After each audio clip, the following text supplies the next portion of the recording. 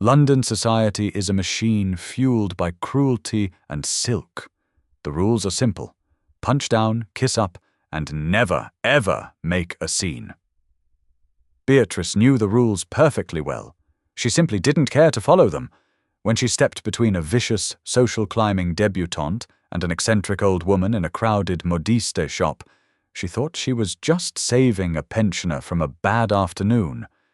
She didn't know she had just auditioned for the most terrifying role in England, daughter-in-law to a duke. The air inside Madame Valerius's shop tasted of heavily perfumed dust and desperate ambition. It was the height of the London season, a time when the city's elite crammed themselves into poorly ventilated rooms to judge one another's financial worth based entirely on the width of a ribbon. Beatrice Hastings stood near the back of the shop, nursing a quiet, pulsing headache. At 26, she was firmly categorized by the Ton as a spinster. It was a title she wore like a comfortable, well-worn coat. It granted her a certain invisibility. No one looked at a 26-year-old woman with a modest dowry and sharp, observant eyes. They looked right through her, straight to the 19-year-old heiresses fluttering near the imported French silks. She ran a gloved thumb over a bolt of dark green velvet. It was beautiful, but heavy. Too heavy for a summer gown. She was only here because her younger sister Louisa was currently hidden behind a changing screen, agonizing over the drape of a muslin bodice. Beatrice preferred the quiet corners. From here, she could watch the ecosystem of the shop. Near the front window, the afternoon light caught the golden curls of Miss Harriet Finch. Harriet was 19, possessed a dowry that could buy a small island, and had a voice like a silver spoon scraping the bottom of a china teacup. Beside her stood her mother, Mrs. Finch, a woman whose entire posture suggested she was perpetually smelling something rotten. "I simply will not have it in blue, madam." Harriet's voice carried over the low hum of the shop, cutting through the rustle of fabric. "Blue is for country girls and second daughters. I require the gold. The Duke of Ashbourne is returning to town this week, and I am told he favors gold." Beatrice stifled a sigh. The Duke of Ashbourne, Leopold, a man famously reclusive, notoriously wealthy, and entirely sick of the London marriage mart. Every mother in Mayfair was currently treating his impending arrival like a military campaign. Beatrice tuned out Harriet's shrill demands and turned her attention to the small table of discarded remnants near the counter. It was a chaotic pile of offcuts, scraps of lace, ends of ribbon, slightly bruised silk flowers. Standing beside the table was a small, stooped figure. Beatrice paused, her brow furrowing. The woman did not belong in Madame Valerius's. She wore a heavy, charcoal-grey wool pelisse that was at least a decade out of fashion. The hem was frayed, meticulously darned, but unmistakably worn. Her bonnet was a structured, unadorned black thing that shadowed her face. The old woman had stripped off one of her gloves, the leather cracked and faded, to run a bare, wrinkled hand over a length of delicate, incredibly expensive Brussels lace. Her fingers moved with a slow, reverent gentleness. It was a quiet, private moment. Then, Harriet Finch turned around. Harriet had abandoned the debate over the gold silk and was now pacing the shop floor, looking for a mirror that flattered her profile. She stopped short when she saw the woman in grey. A look of profound, theatrical disgust washed over Harriet's face. She looked at the old woman, then at the lace in her hand, and then turned to the hovering shop assistant. "What?" Harriet demanded, her voice ringing out in the suddenly quiet shop. "Is that doing in here?" The assistant, a nervous girl with pins held in her mouth, turned pale. "Miss Finch, Does Madame Valerius now cater to the workhouse?" Harriet took a step closer to the old woman, pulling her expensive skirts tightly against her legs as if proximity might transmit a disease. Or did someone leave the servants' entrance ajar? The old woman did not flinch. She slowly turned her head, fixing Harriet with a look from beneath the brim of her ugly black bonnet. "I am merely looking at the lace, young lady," the woman said. Her voice was raspy, dry like autumn leaves, but remarkably steady. "You are touching it." Harriet snapped, her face flushing with the indignation of a woman who has never once been told no. "With bare, filthy hands. You will ruin the weave. Look at you. You couldn't afford a single inch of that lace if you saved for a decade." Mrs. Finch, drawn by the sound of her daughter's elevated voice, hurried over, her eyes narrowing at the intruder. "Good heavens, Harriet, step away. The woman probably has fleas. Girl!" She snapped her fingers at the paralyzed assistant. "Remove this vagrant at once. We are spending a fortune in this establishment, and I will not have my daughter breathing the same air as a street beggar." The shop fell dead silent. A dozen aristocratic women watched. None of them moved. It was the cardinal rule of their class: never intervene in someone else's tantrum. It was terribly poor form.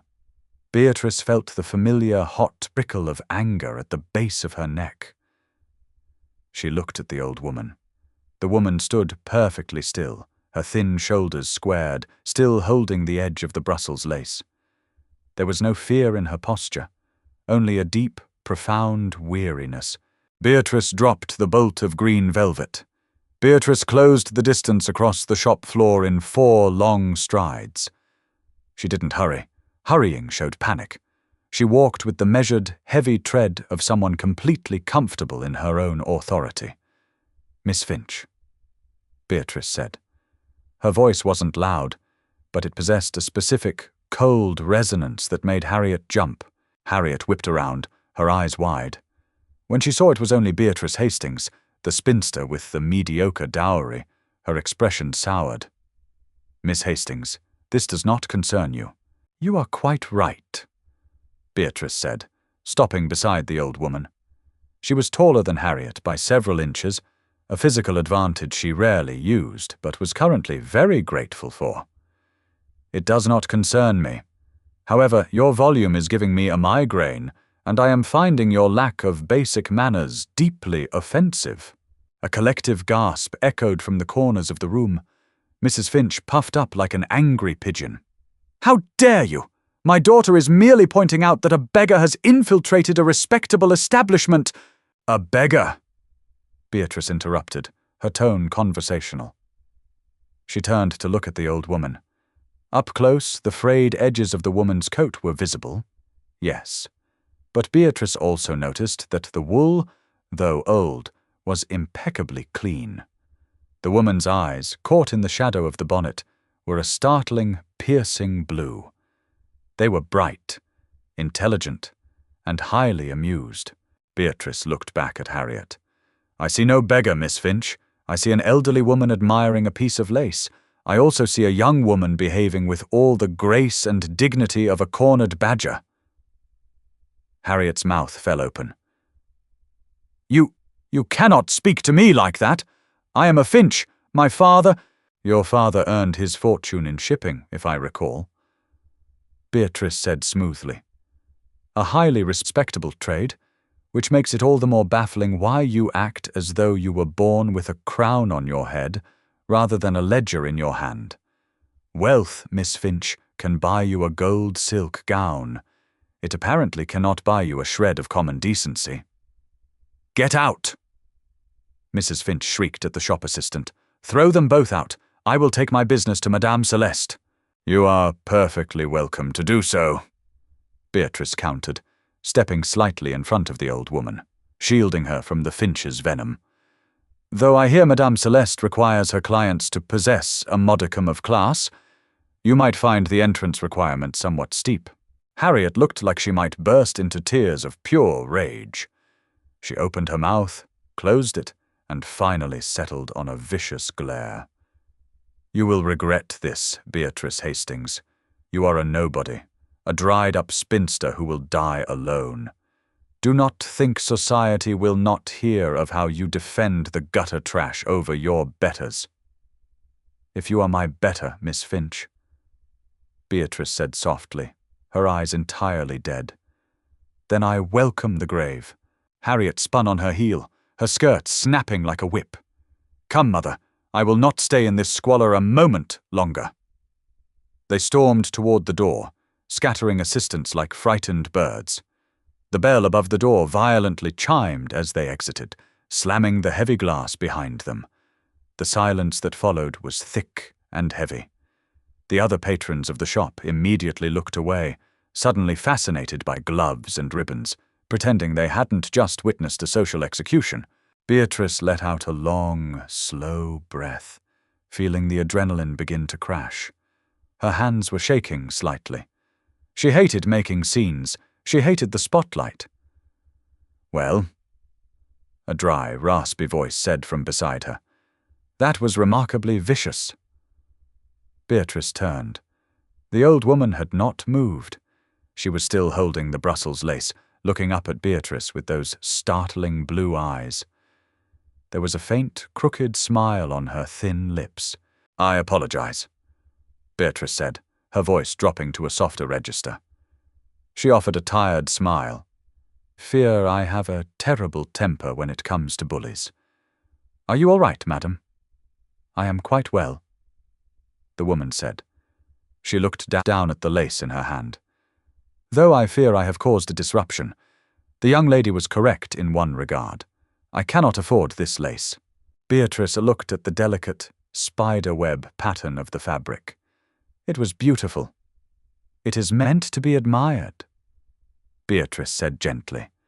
"Madame Valerius leaves the offcuts here for inspiration." "I used to make lace," the old woman murmured, her thumb rubbing the edge.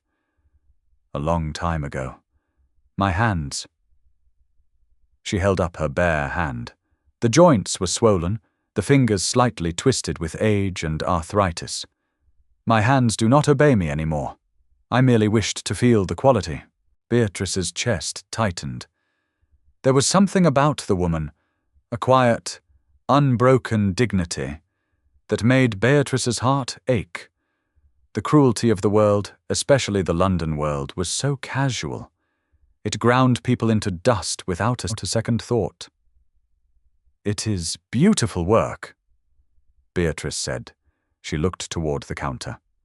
The nervous assistant was watching them with wide eyes.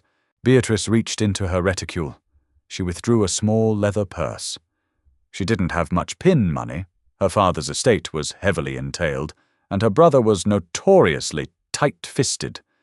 But she had enough. "How much for this piece?" Beatrice called out to the assistant. The assistant blinked. "Oh, miss, that is an offcut. We usually sell it for 5 shillings. It was a lie. 5 shillings was practically giving it away for Brussels lace, but the assistant was clearly terrified of Beatrice after the dressing down she'd given Harriet. Beatrice walked to the counter, placed a shiny half-sovereign on the glass, and waved away the change. She picked up the lace, wrapped it carefully in a sheet of tissue paper, and walked back to the old woman. "Here," Beatrice said, holding out the small, rustling package. The old woman looked at the package, then up at Beatrice. Her white eyebrows drew together. "I cannot accept charity, child." "It isn't charity," Beatrice said firmly, though her eyes were kind. "It is an apology. On behalf of my entire, miserable generation. Please, take it. Use it to mend something, or simply keep it in a drawer to look at. But do not let that wretched girl's voice be the last thing you remember of this afternoon." The old woman studied Beatrice's face for a long, quiet moment. It was an unsettling gaze. It felt as though the woman were peeling back Beatrice's skin and examining the machinery underneath. Slowly, the gnarled hand reached out and took the package. "You are a very strange girl," the old woman said softly. Beatrice laughed, a short, genuine sound. "So my family constantly reminds me. Now you should probably slip out before Madame Valerius realizes what I paid for that lace and has me arrested for theft." The old woman chuckled. It was a dusty, wheezing sound, but it held genuine warmth. I will take my leave. Thank you, Miss Hastings. Beatrice Hastings. Miss Hastings. I suspect we shall meet again." The woman gave a slight, strangely elegant nod of her head, entirely at odds with her frayed wool coat. Beatrice watched her turn and walk slowly toward the door. She moved with a slight limp, leaning heavily on a plain wooden cane Beatrice hadn't noticed before. "Bea!" Louisa's voice hissed from the changing screen. Beatrice sighed, turning away from the door. Her sister emerged, looking stunning in the muslin, completely oblivious to the war that had just been fought in the shop. "Did I hear shouting?" Louisa asked, adjusting a sleeve. "Just Harriet Finch realizing the world doesn't revolve around her." Beatrice replied dryly. "It was a painful epiphany. Turn around, let me see the back." 20 minutes later, the muslin dress was ordered, the bill was sent to their brother's solicitor, and Beatrice was ready to go home and lie in a dark room with a cool cloth over her eyes. The bell chimed as the Hastings sisters exited Madame Valerius's. The afternoon sun was beginning to dip, casting long golden shadows across the pavement of Bond Street. Carriages clattered over the cobblestones, the noise of the city a stark contrast to the stifling quiet of the shop.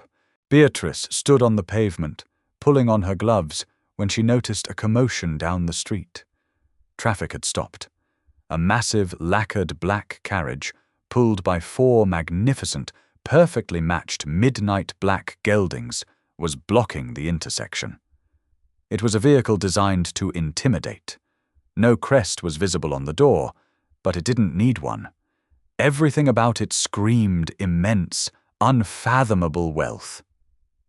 People on the street were pausing, staring, whispering behind gloved hands.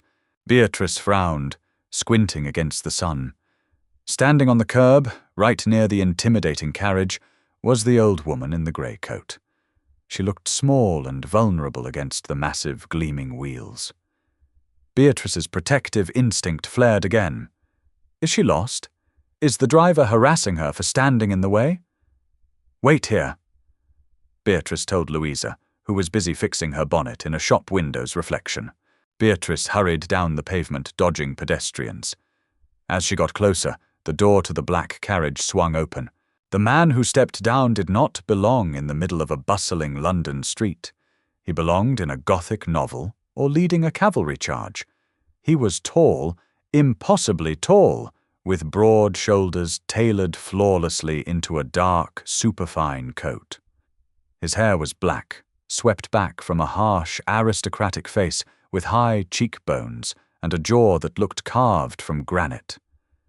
He was terrifyingly handsome, but his expression was one of cold, murderous fury. He glared at the footman holding the door. "I told you to wait at the corner!" His voice carried over the street noise. It was a deep, resonant baritone that sent a strange shiver down Beatrice's spine. "Apologies, Your Grace," the footman stammered, bowing so low he nearly scraped the pavement. "But the traffic, Your Grace." Beatrice froze in her tracks, about 10 paces away. A duke, she watched, her breath catching, as the terrifying giant of a man turned his dark, furious gaze away from the footman. He looked toward the curb. He looked at the old woman in the frayed grey wool coat. Beatrice braced herself. If he shouted at the old woman, duke or not, she was going to hit him with her parasol. But the duke did not shout. The cold fury evaporated from his face, replaced instantly by a look of profound, exasperated affection. He stepped forward, closing the distance to the old woman, and gently, with massive, gloved hands, took her by the elbows. "Mother." Leopold, the Duke of Ashbourne, sighed, his deep voice softening into something incredibly tender. "What did we discuss about you wandering off without a footman? And why are you wearing that hideous coat? It smells like mothballs and despair." The old woman, the Dowager Duchess of Ashbourne, smacked her son lightly on the arm with her wooden cane. "Oh, hush, Leo. It keeps the sycophants away. If I dress in my silks, I can't take 2 steps without some mother shoving her simpering daughter in my path. You are going to give my steward a heart attack. He thought you'd been kidnapped." The Duke looked down at her hands and noticed the small tissue paper package. "What is that?" Agatha, the Dowager Duchess, looked down at the package containing the Brussels lace. A slow, knowing smile spread across her wrinkled face. "A gift," Agatha said softly, her sharp blue eyes flicking up from the package and scanning the crowd. "From a most remarkable young woman." Beatrice stood frozen, her heart slamming against her ribs like a trapped bird. "Mother, Your Grace." "Leo." Beatrice realized she was staring. She realized her mouth was slightly open. She realized she had just berated the daughter of a shipping magnate to defend the mother of the most powerful, ruthless duke in England. She had given charity to a woman who owned half of Derbyshire. Agatha's scanning gaze locked onto Beatrice. The old woman's smile widened. She raised her gnarled hand, still holding the small package, and offered Beatrice a tiny, deliberate wave. The Duke, following his mother's line of sight, turned his head. Beatrice found herself pinned under a stare so intense it felt physical. His eyes were dark, a stormy, impossible grey. He looked at her, standing there in her plain afternoon dress, her parasol clutched in a white-knuckled grip. He didn't look at her the way the rest of the ton did. He didn't look through her. He looked at her, intently, taking in her flushed cheeks, her wide eyes, her rigid posture. For a second, the bustling street fell entirely silent. The world narrowed down to the space between them. Then panic set in. Beatrice spun on her heel, grabbed her skirts, and practically sprinted back toward Madame Valerius's. "Bee!" Louisa yelped as Beatrice grabbed her arm and dragged her down the street. "What on earth are you doing? You're wrinkling my sleeve." "Walking," Beatrice gasped, her face burning. "We are walking very fast, Louisa. We are never returning to Bond Street. I am joining a convent in France." Back by the carriage, Leopold watched the woman flee. He turned back to his mother, one dark eyebrow raised in a silent question. "Her name," Agatha said smoothly, letting her son hand her up into the plush, velvet interior of the carriage, "is Miss Beatrice Hastings. And Leo, darling?"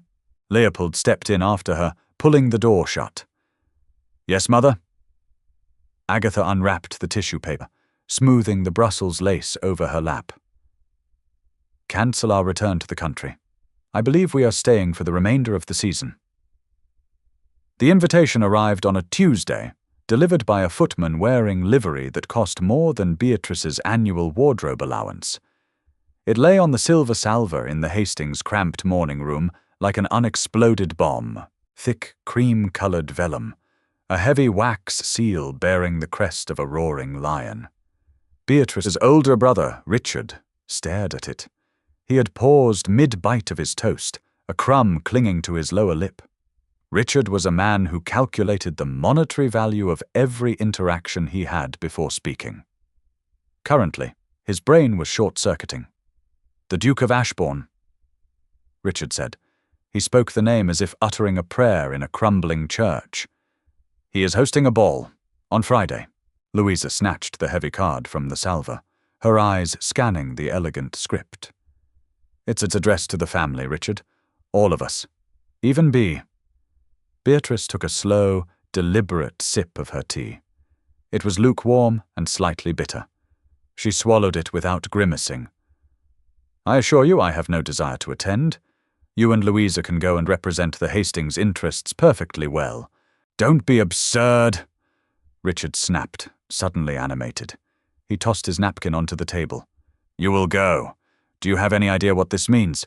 Ashbourne hasn't opened his London house in 5 years. The man practically lives in a cave in Derbyshire. If he is hosting, it means he is looking. And if he is looking, every family with a daughter under 30 is going to be there, trying to claw their way to the altar. Which is precisely why I shouldn't go." Beatrice pointed out gently. "I am 26, Richard. I am not clawing anywhere. I would rather stay home and read the new parliamentary reports. At least the politicians are honest about their lying." "You are going," Richard said, his tone final. "We need the social capital. Being seen at Ashbourne House elevates us. Besides, Louisa needs a chaperone while I am networking." Beatrice looked out the window. The sky was the color of dirty slate.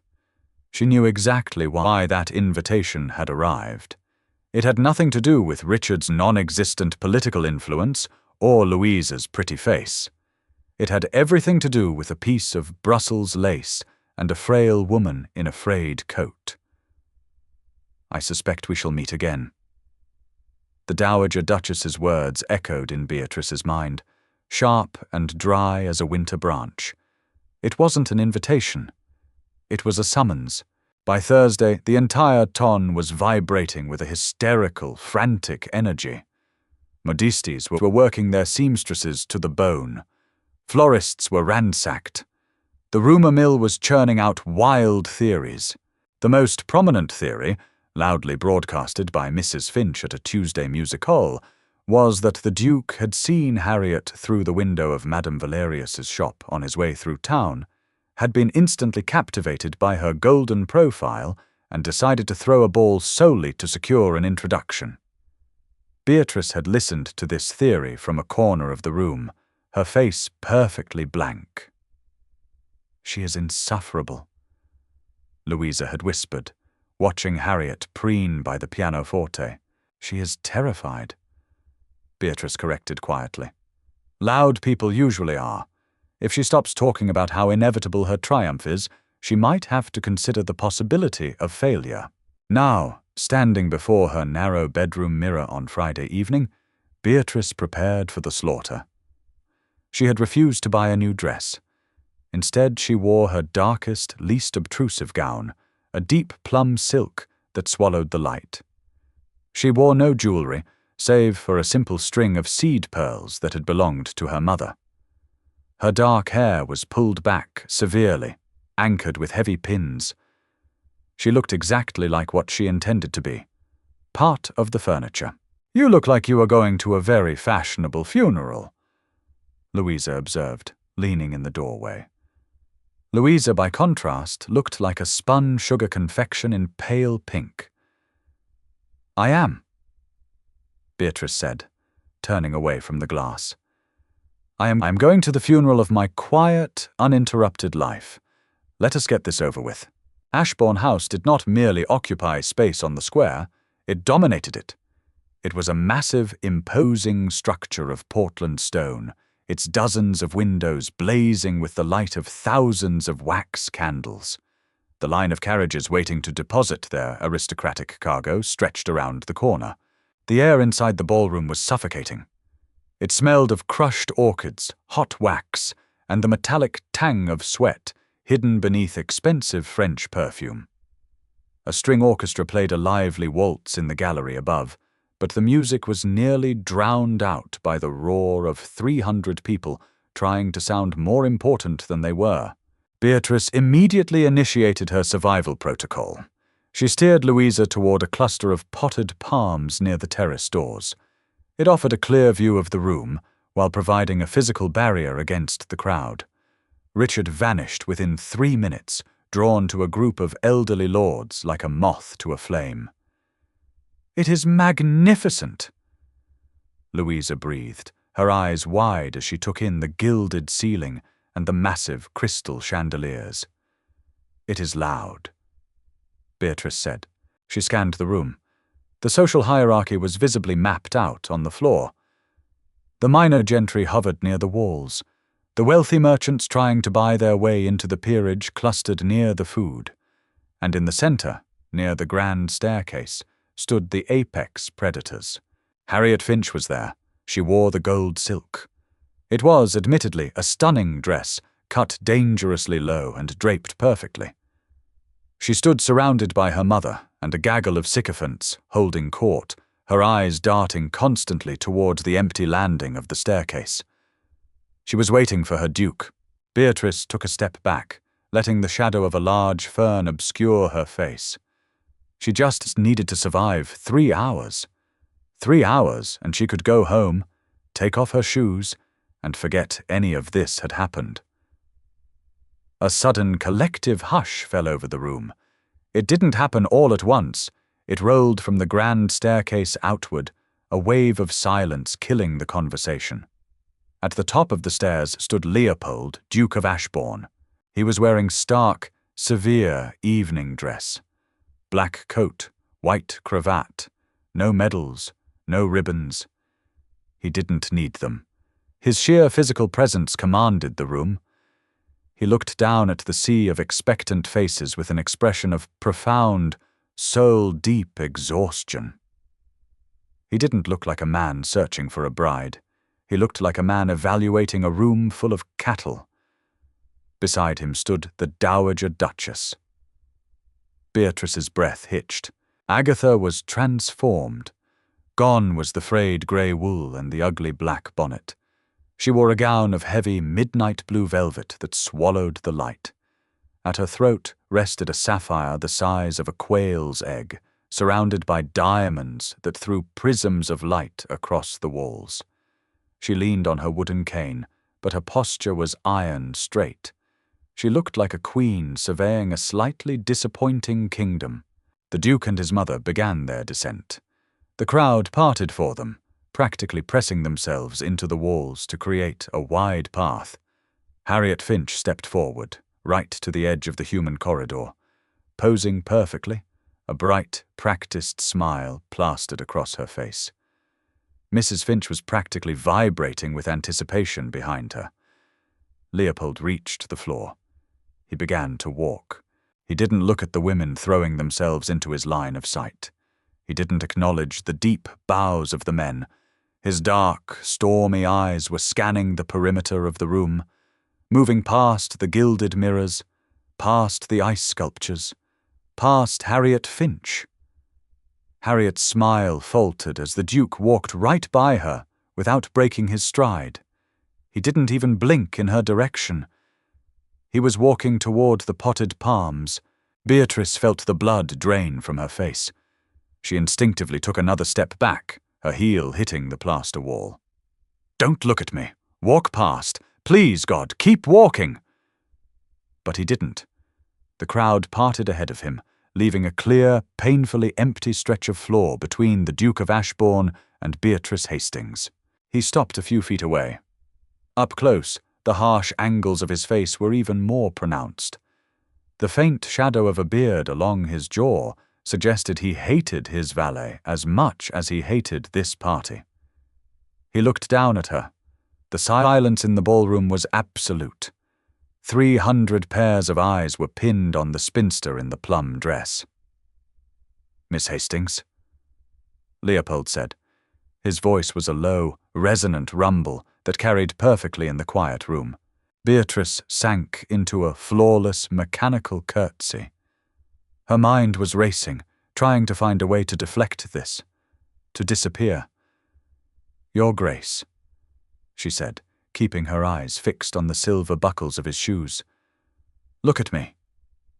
It wasn't a request, it was a command, spoken softly but with absolute authority. Beatrice straightened. She met his gaze. His eyes were not cold, she realized. They were just aggressively observant. He was dissecting her, just as his mother had done outside the modiste's shop.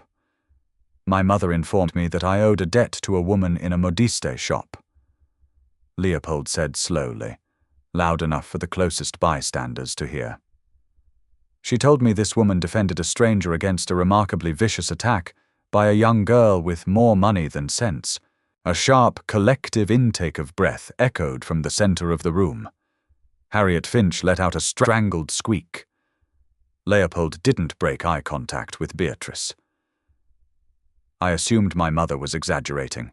She enjoys drama, but I see she was understating the matter. I merely spoke out of turn, Your Grace," Beatrice said, her voice tight but steady. "I have a habit of doing so. It is a flaw I am constantly reminded of." "Is it?" The corner of his mouth twitched, a millimeter of a smile. "I find it remarkably efficient. You cut straight through the rotting wood to get to the core, a rare trait in this city. He held out his hand. It was a large hand, encased in white silk. "They are playing a waltz, Miss Hastings," he said. "And my mother has threatened to beat me with her cane if I do not dance with you." Beatrice stared at his hand. This was a public execution. If she took his hand, she would be placing a target on her back for the rest of her life. The ton would tear her apart. Harriet Finch would likely hire an assassin. She looked at his face. He knew exactly what he was doing. He was forcing her out of the shadows. But there was no malice in his eyes, only a quiet, demanding challenge. "Are you brave enough?" Beatrice let out a slow, steadying breath. She placed her gloved hand in his. "I would hate for your grace to suffer a bruising on my account," she said flatly. Leopold's fingers closed around hers. His grip was firm, warm, and entirely grounding. "You are very kind. Come, let us go ruin your reputation." He did not lead her to the center of the floor immediately. He walked at a measured pace, forcing the crowd to fall back, giving them space. The orchestra, which had faltered during the Duke's approach, frantically picked up the tempo of the waltz. When they finally took their positions, Leopold pulled her slightly closer than was strictly proper. It wasn't an intimate gesture, it was a barricade.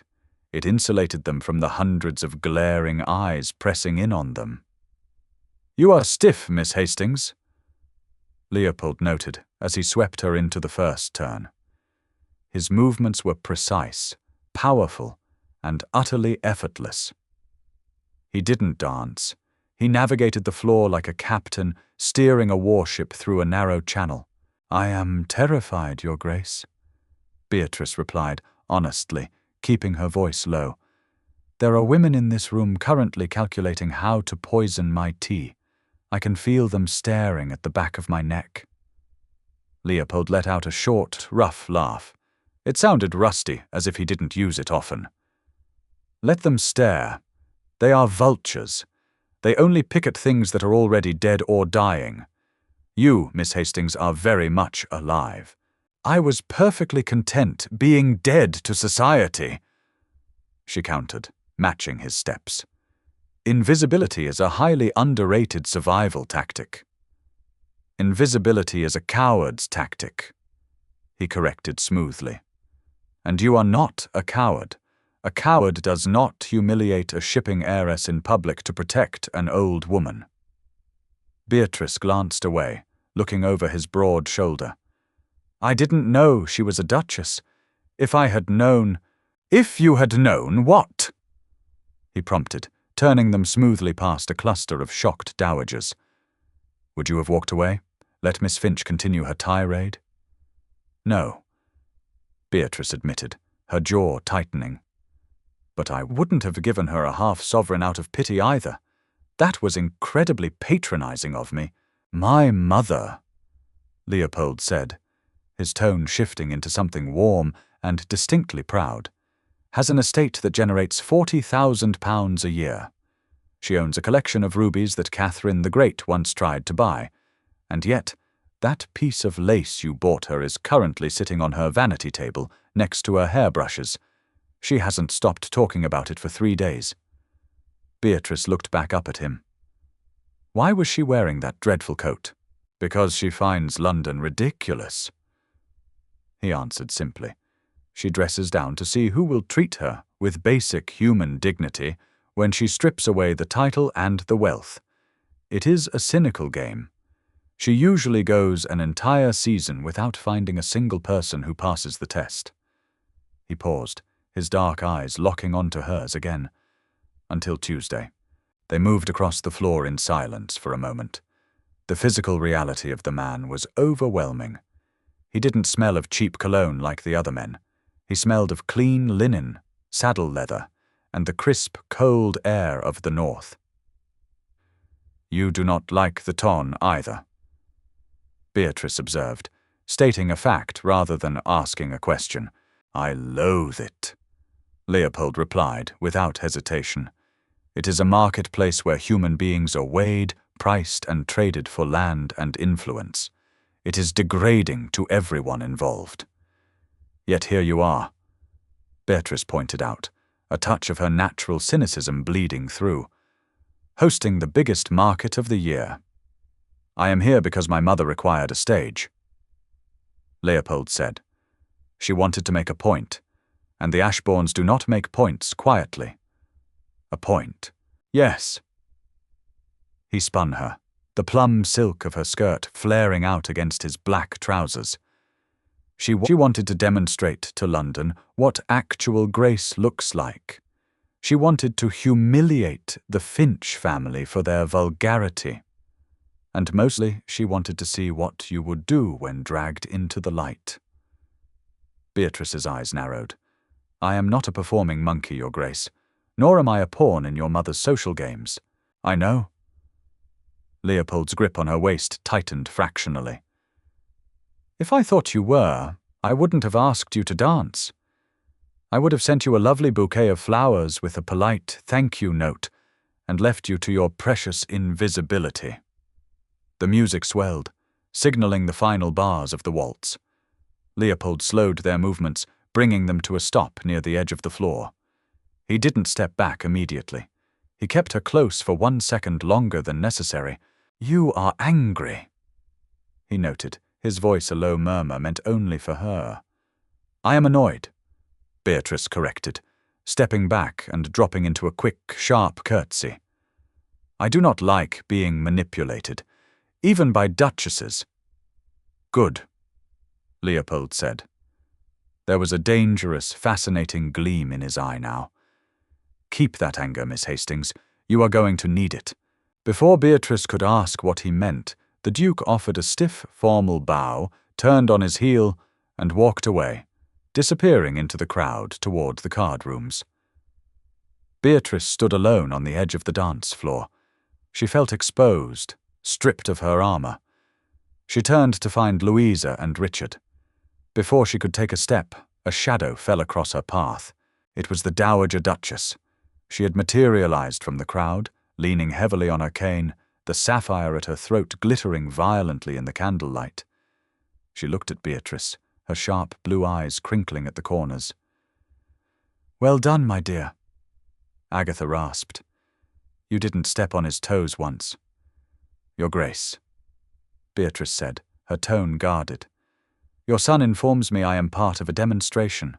Agatha chuckled, a dusty, dry sound. My son lacks tact. He thinks everything is a cavalry charge. I apologize if we have overwhelmed you, Beatrice. May I call you Beatrice? You may call me whatever you wish, Your Grace. It appears you dictate reality in this room. A sharp tongue. Excellent. Agatha tapped her cane on the floor. Walk with me, child. Let us go to the supper room. I find standing in one place makes me a target for tedious conversations, and I wish to speak with you without Mrs. Finch attempting to throw her daughter under my feet. Beatrice didn't have a choice. She offered her arm, and the Duchess took it, her gnarled hand surprisingly strong. As they walked, the crowd parted for them, a red sea of silk and broadcloth. Beatrice kept her chin high, refusing to look at the staring faces. She had spent 6 years trying to fade into the background. In the span of a 10-minute dance, Leopold and Agatha had dragged her onto the center stage, handed her a script she hadn't read, and locked the doors behind her. The game had changed entirely, and Beatrice suddenly realized she had no idea what the rules were anymore. The supper room at Ashbourne House was a masterpiece of intimidation masquerading as hospitality. Long tables groaned under the weight of silver epergnes, roasted meats, and out-of-season fruits shipped in at exorbitant costs. Yet, for all the culinary extravagance, the atmosphere was as tense as a courtroom before a verdict. Agatha did not steer Beatrice towards the main tables. She navigated them toward a small, secluded alcove draped in heavy gold velvet, guarded by 2 footmen who looked more like hired muscle than domestic servants. Sit, Agatha commanded, lowering herself into a plush armchair with a weary sigh. She propped her wooden cane against the table. My knees are staging a violent rebellion. Beatrice took the opposite chair. She arranged her dark plum skirts, acutely aware of the dozens of eyes attempting to pierce the velvet drapery of their alcove. A footman immediately materialized, pouring a clear, fragrant broth into 2 porcelain bowls. I detest ballroom food, Agatha said, picking up her spoon. It is entirely designed for display rather than digestion. Eat the broth, Beatrice. It will settle your stomach. Beatrice picked up her spoon. The broth was hot, tasting richly of chicken and thyme. It grounded her, pulling her back from the surreal ledge she had been teetering on since Leopold took her hand. You are very quiet, Agatha observed. I am currently trying to determine if I am a guest or a hostage, Your Grace. Beatrice replied, taking another spoonful. Agatha barked a laugh. A fair question. You are a guest, I assure you, but I understand why you feel cornered. Leo is lacking in subtlety. He told me I was part of a demonstration. He is an idiot. Agatha rolled her eyes, a remarkably unducal gesture. Men always assume they understand the mechanics of society because they hold the titles. They do not. Society is run by women, Beatrice. It is a war fought in drawing rooms with invitations and intentional slights. Leo thinks he can simply march in, demand honesty, and march out. He does not understand the fallout. The fallout is that my family will be hounded by sycophants by tomorrow morning, and every woman of consequence in London will actively plot my demise. Beatrice stated plainly. Yes. Agatha agreed, her blue eyes sharp. Are you frightened? Beatrice considered the question. She thought of Richard's inevitable, suffocating ambition. She thought of Harriet Finch's venom. She looked at the old woman sitting across from her, a woman who wore her immense power with complete, unapologetic exhaustion. No, Beatrice said softly. I am not frightened. I am merely tired. I spent 6 years building a very quiet life. I liked my quiet life. Agatha's expression softened. The cynical, sharp edges of the Dowager Duchess melted away, leaving an elderly woman who looked deeply, profoundly lonely. My husband, the previous Duke, loved the noise, Agatha murmured, tracing the rim of her porcelain bowl. He loved the sycophants. He loved the endless, meaningless chatter. When he died, Leo inherited the title, the debt, and the vultures. He was 22. He spent 10 years fixing the estate, cleaning up his father's messes, and learning to hate the people who praised him to his face while waiting for him to fail. Beatrice remained silent, absorbing the weight of the confession. He needs a wife. Agatha continued, her voice dropping to a harsh whisper. Not a girl who faints when he raises his voice, not a woman who calculates her affection based on the balance of his ledgers. He needs someone who is not afraid of the dark, Beatrice. Someone who will stand in a crowded shop and tell a bully to go to hell. Before Beatrice could process the enormity of what Agatha was implying, the velvet curtains of the alcove were pulled back. Mrs. Finch stood there, gripping Harriet by the arm. Harriet looked pale, her lower lip trembling slightly. The gold silk of her dress suddenly looked heavy and ridiculous. Your Grace, Mrs. Finch said, executing a curtsy so deep she nearly toppled over. I do apologize for the intrusion. We simply had to pay our respects. Agatha did not look up from her broth. You are interrupting my supper, Mrs. Finch. I am so terribly sorry, Mrs. Finch babbled, her face flushing a dull, panicked red. She shoved Harriet slightly forward. Harriet wished to apologize. For Tuesday, we did not realize who you were, Your Grace. Ah, Agatha said dryly, finally resting her spoon in her bowl. She leaned back, leveling a gaze of pure ice at the 2 women.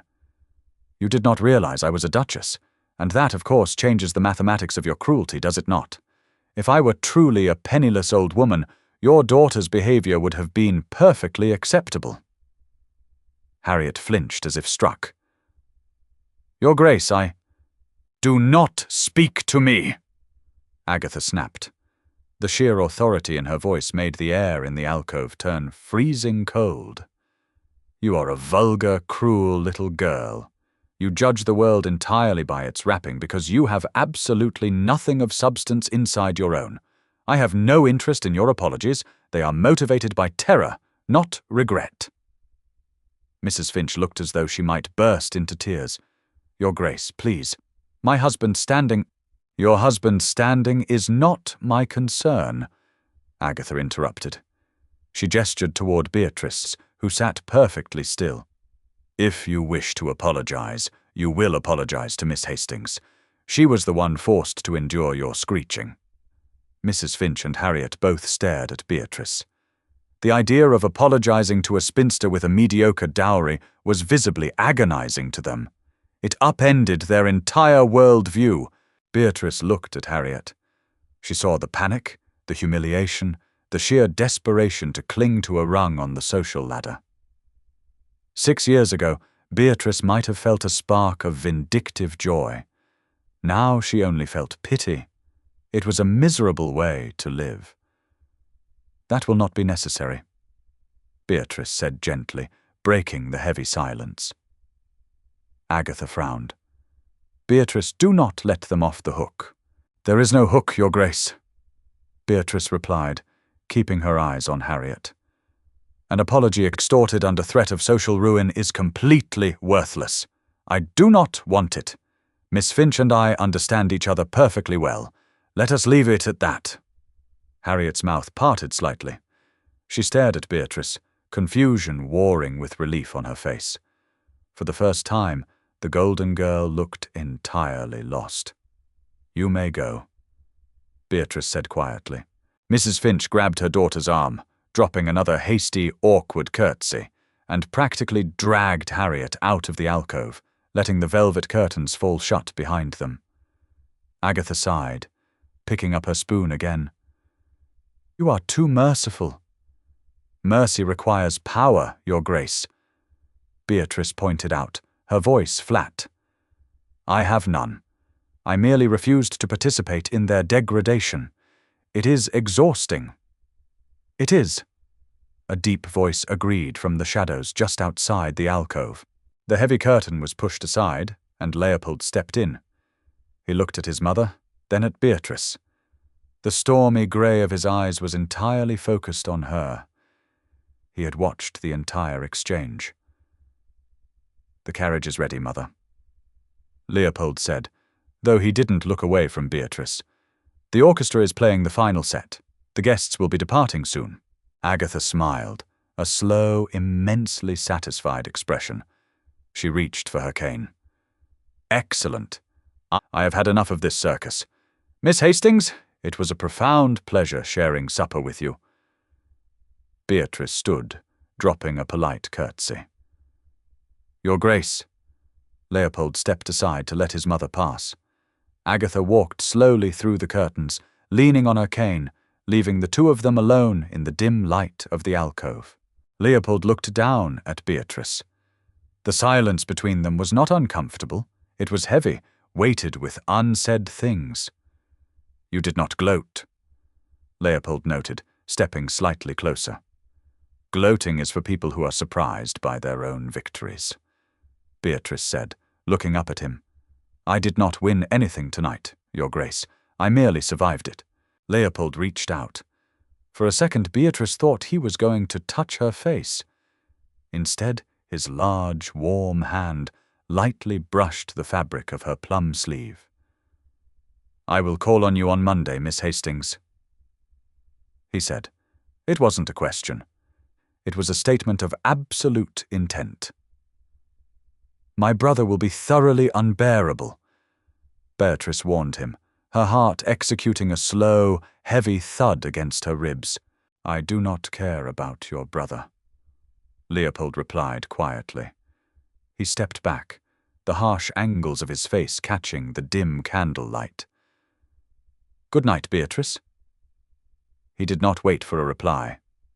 He turned and walked out, leaving Beatrice standing in the alcove, surrounded by cold supper and the terrifying realization that her quiet life was officially over. Saturday morning tasted of damp wool, cold tea, and raw panic. The Hastings household was in a state of chaotic upheaval. Richard had returned from Ashbourne House at 3 a.m, smelling of expensive brandy and vibrating with a manic, terrifying energy. By 8 o'clock, he had summoned the tailor, the modiste, and his solicitor. Beatrice sat at the breakfast table, staring at a piece of dry toast. "He danced with you." Richard was pacing the length of the dining room, his hands clasped behind his back. "He deliberately bypassed 3 earls' daughters, the Finch heiress, and Lady Mary to dance with you. And then the Dowager took you to supper. The Dowager Duchess. The woman is a dragon, Beatrice, and she shared her soup with you." "It was broth, Richard," Beatrice corrected tiredly. "It does not matter if it was poisoned water. It was a public endorsement." Richard stopped pacing and leaned over the table, his eyes wide, feverish. "Do you understand the leverage this gives us? If he calls, when he calls, you must be perfectly agreeable. You must agree with his opinions, laugh at his jokes." "I will not," Beatrice said. Richard blinked. "What do you mean you will not?" "I mean I will not simper. I will not laugh at jokes that are not funny. I will not pretend to be a porcelain doll." Beatrice pushed her plate away and stood up. "If the Duke of Ashbourne wanted a sycophant, he had a ballroom full of them to choose from. If he calls on me, he will get me. Nothing more, nothing less. You are throwing away the greatest opportunity this family has had in a century," Richard shouted, his face turning purple. "You will ruin this with your stubborn spinsterish pride." "My pride, Richard, is the only thing I actually own." Beatrice shot back, her voice deadly calm. She did not raise her volume, but the absolute finality in her tone made her brother snap his mouth shut. "You control the estate, you control my dowry, you control where I live, but you do not control my character." She turned and walked out of the dining room, ignoring Louisa's anxious, wide-eyed stare from the doorway. Beatrice needed air. She needed quiet. 10 minutes later, dressed in a plain brown walking habit and a sturdy bonnet, she slipped out the back door of the townhouse. She walked quickly, avoiding the main thoroughfares where carriages were already beginning their morning rounds of leaving calling cards. She headed toward a small, relatively obscure park a few streets over. It was not fashionable. There were no manicured gravel paths or ornamental lakes, just ancient, gnarled oak trees and patches of wild, untamed grass. The morning air was biting, carrying the sharp scent of an impending rainstorm. Beatrice breathed it in deeply, feeling the cold air clear the suffocating fog of her brother's ambition from her lungs. She walked for 20 minutes, letting her mind go blank. She refused to think about Leopold's dark eyes. She refused to think about the absolute certainty in his voice when he said her name. "You walk exactly like you dance." Beatrice froze. She turned around. Stepping out from the shadow of a massive oak tree was Leopold. He was not wearing the severe evening clothes of the night before. He wore a heavy riding coat of dark blue wool, tall boots splashed with mud, and a loosely tied cravat. He looked rougher, more dangerous, and entirely out of place in the small London park. "Do you make a habit of stalking women in public parks, Your Grace?" Beatrice asked, keeping her voice steady despite the sudden violent racing of her heart. "Only when they flee their own homes at 9 a.m, Leopold replied, closing the distance between them. He stopped a respectful few feet away. "Your footman was easily bribed. He mentioned you favor this square when you wish to avoid your brother." Beatrice scowled. "Remind me to dismiss him." "Don't. He was merely looking out for his livelihood. He knows I could buy this entire street if I wished." Leopold shoved his bare hands deep into the pockets of his coat. He looked exhausted. The shadows under his eyes were prominent in the harsh daylight. "Why are you here, Your Grace?" Beatrice asked softly. "You said you would call on Monday. This is Saturday morning. The Tun is likely still asleep, dreaming of ways to secure your fortune." "I am here," Leopold said, his voice a low, gravelly rasp, "because I realized I made a tactical error last night." Beatrice's chest tightened. Here it comes, the retreat, the realization that he went too far, that a spinster is not worth the scandal. She braced herself for the dismissal. "A tactical error?" "Yes." Leopold pulled his hands from his pockets. In his right hand he held a small, familiar tissue paper package. He held it out to her. Beatrice looked down. It was the Brussels lace. "My mother asked me to return this to you," Leopold said. Beatrice stared at it, a cold, hollow feeling spreading in her stomach. She had been right. It was over before it began. She reached out and took the package, her gloved fingers brushing his. "I see," she said quietly, looking away from him, staring at a patch of muddy grass. "The demonstration is concluded. The point has been made. I am to take my charity back and resume my invisibility." "Look at me, Beatrice," Leopold commanded. She snapped her head up, her eyes flashing with sudden defensive anger. "Do not speak to me like one of your servants, Your Grace. You have had your amusement. I am returning the lace." Leopold interrupted, his voice rising, drowning out her anger with a sheer, desperate intensity. "Because my mother told me that if I want you, I have to earn you myself. I cannot use her gratitude as a bridge." Beatrice stopped breathing. She stared at him, the small package crushed in her grip. Leopold took a step closer. The air between them crackled. "I spent 10 years fixing a broken estate, Beatrice. I spent 10 years surrounded by people who view me as a bank vault with a title attached. I am tired of the artifice. I am tired of the lies." He looked down at her, his stormy eyes stripping away every defense she had carefully constructed over the years. "I saw you in that shop," he continued, his voice dropping to a near whisper. "I saw a woman who possessed more courage, more raw, unvarnished decency in her little finger than the entire peerage combined. You stood between a predator and prey, and you did not flinch. I do not want a porcelain doll. I do not want a political alliance. I want a partner." Beatrice swallowed hard. The cynical armor she wore was cracking, fracturing under the weight of his absolute, terrifying honesty. "I am not a romantic, Your Grace," she managed to say, her voice trembling slightly. "I am practical. I am sharp-tongued. I will likely irritate you on a daily basis." "I am counting on it," Leopold replied, a shadow of a smile touching his lips. "A quiet house would drive me mad. My brother will try to exploit you. I will crush him financially if he tries. It will take me roughly 3 minutes." Beatrice let out a breath that was half laugh, half sob. She looked down at the lace in her hand, then back up at the towering, formidable man standing in the mud.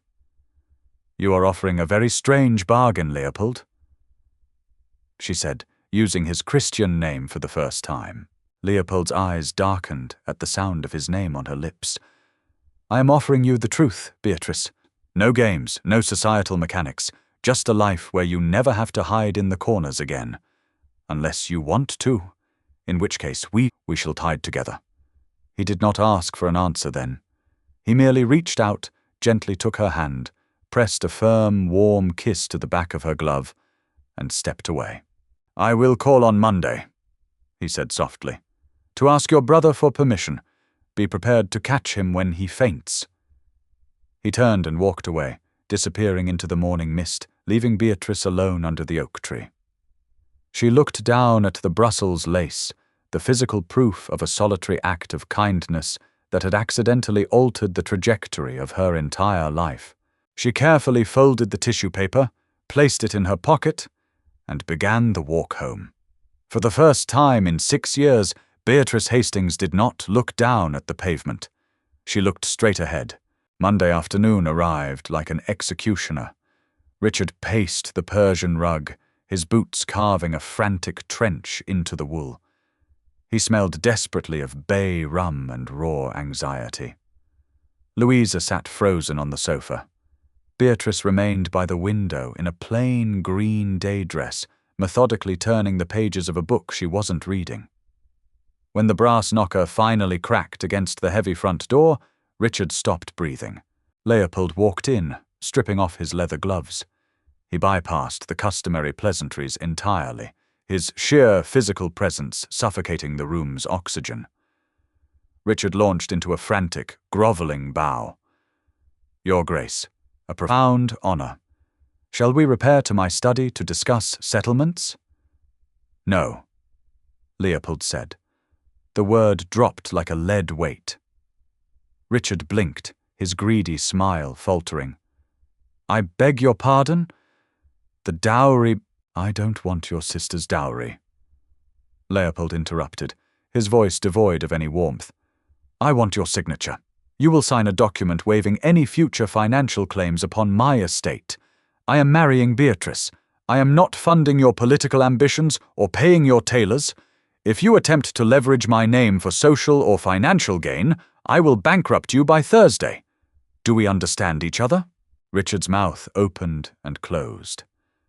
The grand fantasy of tapping into the Ashbourne wealth evaporated in seconds, leaving only terror.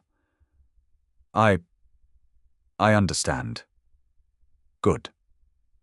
Leopold dismissed him without another glance. He walked across the room to the window, stopping inches from Beatrice. The intimidating, ruthless Duke vanished. In his place stood the tired, brutally honest man from the park. He reached into his coat and produced a worn velvet box.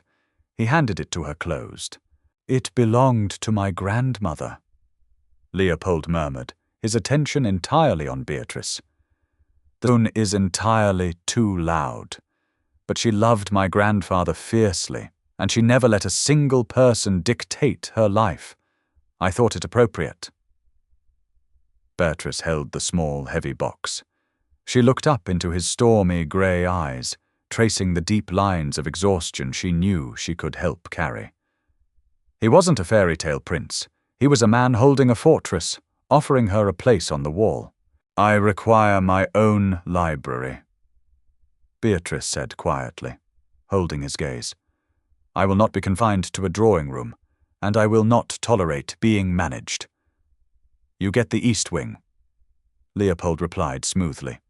"And the day I try to manage you, I expect you to stab me with a letter opener." A genuine, unpracticed smile broke across Beatrice's face. She placed her free hand in his. "Then I accept your bargain, Leopold." He exhaled a rough, heavy breath, leaning down until his forehead briefly rested against hers, right there in front of her stunned siblings. "Thank God. Now let us leave this wretched city. I want to show you the dogs." 3 weeks later, London society received its final shock. There was no grand spectacle at St. George's. The Duke of Ashbourne married Beatrice Hastings in a tiny, draughty stone church in Derbyshire. The only witnesses were a weeping Louisa, a thoroughly defeated Richard, and the Dowager Duchess. Agatha stood in the front pew, leaning heavily on her wooden cane. She wore the frayed grey wool coat, and as her son kissed his new, stubbornly cynical Duchess, Agatha smiled. "Thank you for experiencing the complete story of Beatrice and Leopold.